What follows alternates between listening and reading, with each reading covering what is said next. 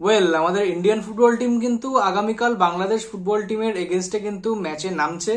AFC Asian qualifiers এর ম্যাচটার অতটা গুরুত্ব নেই, তার কারণ হচ্ছে দুটো টিমই কিন্তু তোমার কোয়ালিফিকেশনের রেস থেকে কিন্তু বেরিয়ে গেছে। তো ম্যাচটা একটা নিয়ম রক্ষার ম্যাচ আমরা জানি, কিন্তু কিন্তু কারেন্ট সিচুয়েশন অনুযায়ী দেখতে গেলে যে একটা সাউথ এশিয়ান ডার্বির তকমা যে এই ম্যাচটা নিয়েছে, সেই দিক থেকে দেখতে গেলে কিন্তু কালকের ম্যাচটা কিন্তু আমাদের জন্য একটা ভাইটাল ম্যাচ হয়ে দাঁড়াচ্ছে, যে আমরাও কোথাও জানা দিতে পারি যে yes, we are better then the Bangladesh football team. তো চলো সেইটা নিয়ে কথা বলবো যে প্রবাবল লাইন আপ কি হতে পারে, প্লেয়াররা মেন্টালি অ্যান্ড ফিজিক্যালি কতটা ফিট আগামীকাল ম্যাচের জন্য, আর বাংলাদেশ ফুটবল টিম কোন কোন পজিশনে আমাদের ইন্ডিয়ান ফুটবল টিমের থেকে একটু হলেও এগিয়ে রয়েছে। তো সেই বিষয়গুলো নিয়ে কথা বলবো। ভিডিওটা চলো শুরু করি। কিন্তু ভিডিওটা শুরু করার আগে যেটা আমি বলবো যে আমি কিন্তু এরকম ইন্ডিয়ান ফুটবলের বিভিন্ন রকম টাইপের আপডেটস, এরকম ম্যাচ রিভিউ, প্লেয়ার রিভিউ, এরকম সবকিছু নিয়ে কিন্তু আমি ভিডিও বানাই। তো তোমরা যদি এরকম টাইপের কন্টেন্ট পছন্দ করে থাকো, তোমরা কিন্তু প্লিজ চ্যানেলটাকে একটুখানি সাবস্ক্রাইব করে নাও, আর ভিডিওটা যদি ভালো লেগে থাকে তাহলে কিন্তু একটুখানি লাইক করে দিও। লাইক করলে কি আমি একটু মোটিভেট হই তোমাদের জন্য আরো ভালো ভালো কন্টেন্ট রেগুলার নিয়ে আসার জন্য। তো চলো শুরু করি ভিডিওটা। প্রথমে কথা বলবো যে কালকে কিন্তু আমাদের east Bengal women's football team কিন্তু তাদের এএফসি চ্যাম্পিয়ন লিগের প্রথম ম্যাচ খেলতে নামছে। তো বেস্ট উইশেস থাকলো গার্লস টিমের জন্য। কালকে মেবি ম্যাচটা ফ্যান করে দেখা যাবে 11:30 বা এরকম টাইমের কিছু একটা ম্যাচ। আমি স্ক্রিনে দিয়ে দিচ্ছি, একটু দেখে নাও। তো চলো আমরা শুরু করি। খালিদ জামিল কিন্তু 23 জনের একটা স্কোয়াড কিন্তু নিয়ে বাংলাদেশ উড়ে গেছে। তো কোথাও সেই জায়গাটাকে দেখলে যে প্রবাবল লাইন আপ কি হতে পারে, চলো সেই জিনিসটা এবার দেখে নি। কোথাও খালিদ জামিলের যে ট্রিপিক্যাল ফরমেশন 4-4-2, এই পজিশনে কিন্তু খালিদ জামিল খেলাতে পারে। সেখানে কিন্তু গোলকিপার সেকশনে অবশ্যই গুরপ্রীত সিং সান্ধু। এই মুহূর্তে দাঁড়িয়ে গুরপ্রীতকে রিপ্লেস করার মতন গোলকিপার কিন্তু ইন্ডিয়াতে নেই। Gurpreet one of the best. তো কোথাও সেই গুরপ্রীত সিং সান্ধুই কিন্তু প্লেইং 11-এ থাকবে। তো ডিফেন্স লাইনের কথা যদি বলি তাহলে কিন্তু দুটো স্টপারে কিন্তু Anwar Ali and Sandesh Jhingan, one of the best duo in current situation. তো সেই জায়গায় দাঁড়িয়ে কিন্তু এই দুজনকে রিপ্লেস করার মতন প্লেয়ার কিন্তু এই মুহূর্তে নেই। তারপরে হচ্ছে ডান দিক, মানে আমাদের রাইট ব্যাক অপশনটা, সেটা কিন্তু রাহুল ভেগে রয়েছে আর হচ্ছে ভালপুইয়া রয়েছে। যতদূর সম্ভব রাহুল ভেগেই কিন্তু রাইট ব্যাক পজিশনে খেলবে। আর লেগ ব্যাক পজিশনটায় আকাশ মিশ্রা বহু দিন পর কিন্তু খেলায় ফিরছে। তো কোথাও আকাশ মিশ্রারও ওয়াপসি হতে পারে লেগ ব্যাক পজিশনে। সেখানে তোমার জয়গুপ্তাও খেলতে পারে, রাইট ব্যাকে কিন্তু তোমার ভালপুইয়াও খেলতে পারে। তো এবার দেখার বিষয় যে খালিদ জামিল কিরকম সাইড ব্যাক পজিশনটা কন্ট্রোল করে। তারপরে হচ্ছে ডিফেন্সিভ মিডফিল্ডার সেকশনে নিখিল প্রভু, সেখানে তোমার সুরেশ সিং ওয়াংজামও ইউজ হতে পারে। কিন্তু আমার যতদূর সম্ভব যে সুরেশকে যদি ইউজ করে সেই ক্ষেত্রে কিন্তু as a centre midfielder use করবে। সেখানে তোমার ম্যাকওয়াটন লুইসকেও ইউজ করতে পারে বা মহেশ নারায়ণ সিংকেও কিন্তু ইউজ করতে পারে। তো কোথাও এই জায়গাটা দেখার বিষয় যে ডিফেন্সিভ মিডফিল্ডার পজিশনটায় নিখিল প্রভুই একমাত্র রয়েছে, সেই জায়গায় সুরেশ রয়েছে। এবার জানি না নিখিল প্রভুকে বসিয়ে সুরেশকে খেলাবে কিনা, যদি খেলায় তাহলে সেটা কোচের মেন্টালিটির উপর ডিপেন্ড করবে। কিন্তু যতদূর সম্ভব যে নিখিল প্রভুই কিন্তু অ্যাজ এ ডিফেন্সিভ মিডও খেলবে।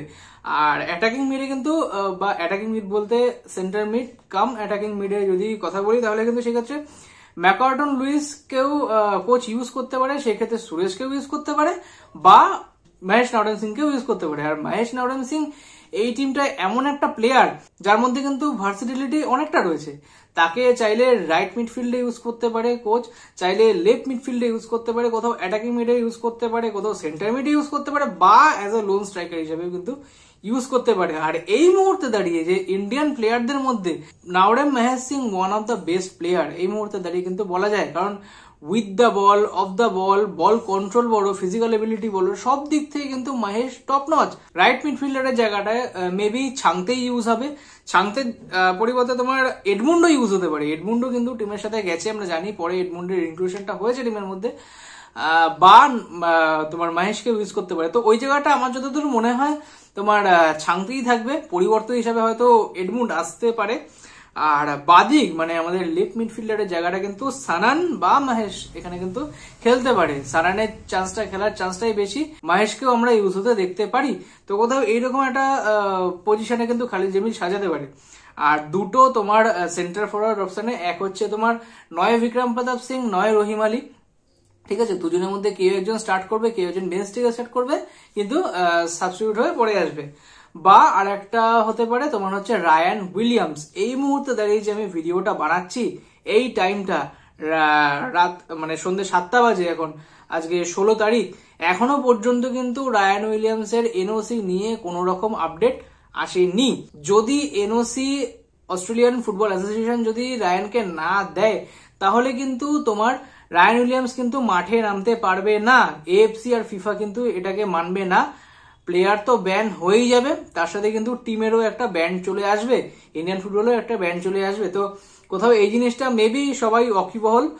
হ্যাঁ, টিমের সাথে ট্রাভেল করেছে ঠিকই, কিন্তু যতক্ষণ না পর্যন্ত এনওসিটা পাচ্ছে ততক্ষণ পর্যন্ত কিন্তু রায়ান উইলিয়ামস মাঠে নামতে পারবে না। তো যত তাড়াতাড়ি এনওসিটা পাবে তত তাড়াতাড়ি কিন্তু ভালো।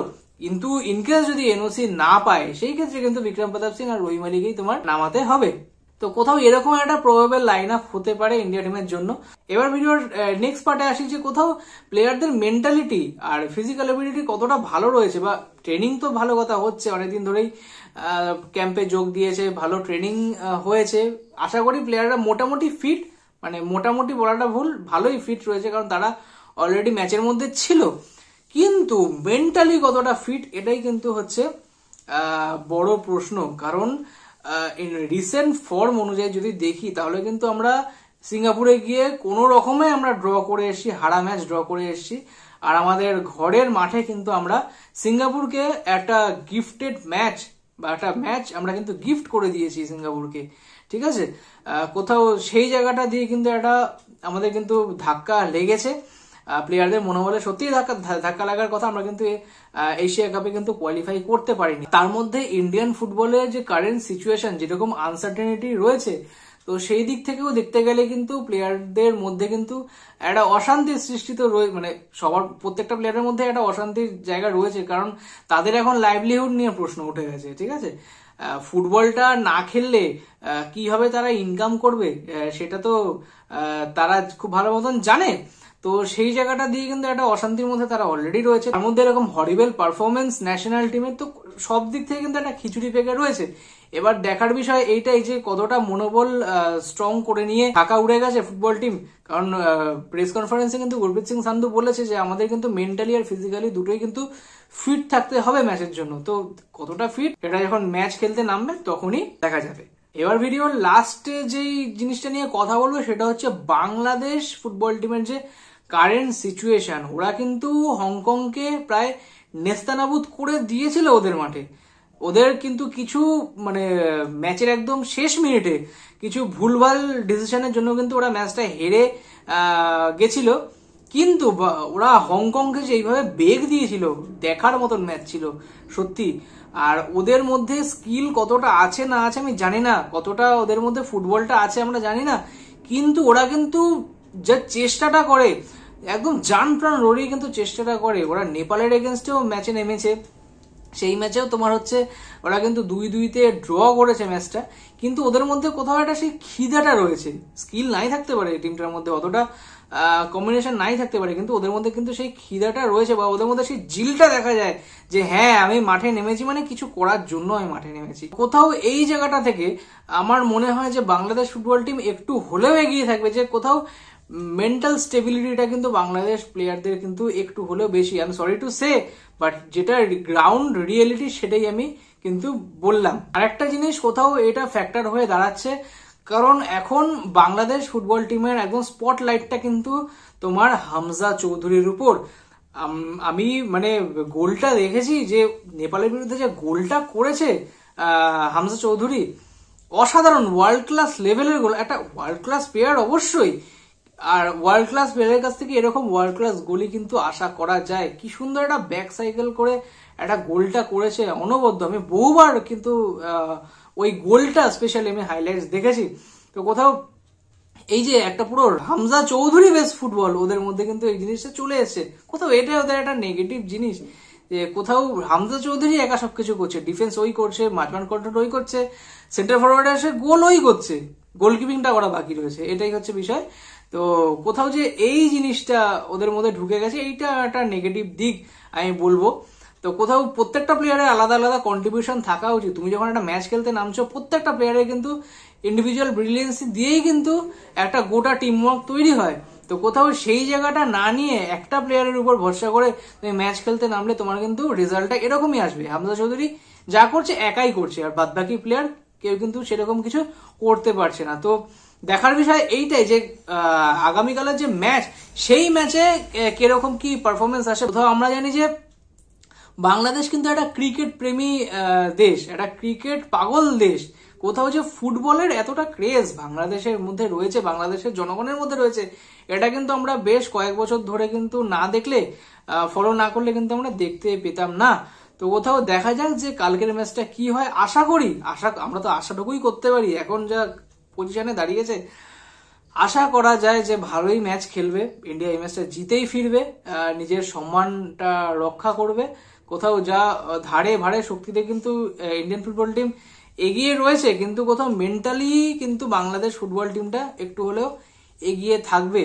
তো দেখা যাক কালকের ম্যাচটা কি হয়। অবশ্যই ম্যাচের পর ম্যাচ রিভিউ নিয়ে আসবো। ততক্ষণের জন্য এই ভিডিওটা এখানেই স্টপ করছি। ততক্ষণের জন্য যদি ভিডিওটা ভালো লেগে থাকে তাহলে কিন্তু একটু প্লিজ লাইক করে দিও। চ্যানেলে প্রথমবার এসে থাকলে চ্যানেলটা একটু সাবস্ক্রাইব করে দিও।